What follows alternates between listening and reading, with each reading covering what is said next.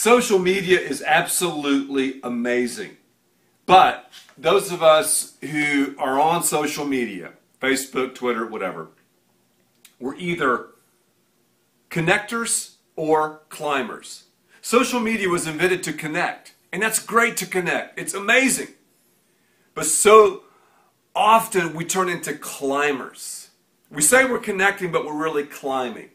We say things like, I'm blessed, or I'm honored, or I want to increase my sphere of influence. So we brag about ourselves, and then we place a God sticker on it. Like, we place the God sticker on it, everything's okay, now we're humble.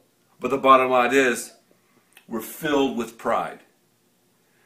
There's been some times I've gotten ready to press the send button on a tweet, and I've run it by a trusted friend or a confidant, and they've said, Ed, hey man, that can be taken the wrong way. That's self-serving. That's kind of a climbing thing. Why are you really saying that?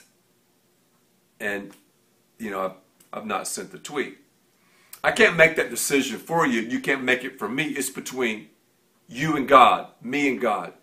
But I want to challenge you to have someone else in your life, someone else who can be your filter.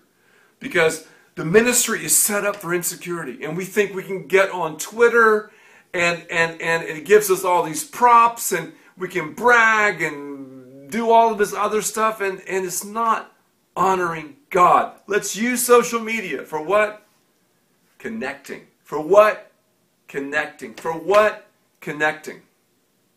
Because Rolls Royces don't have to advertise.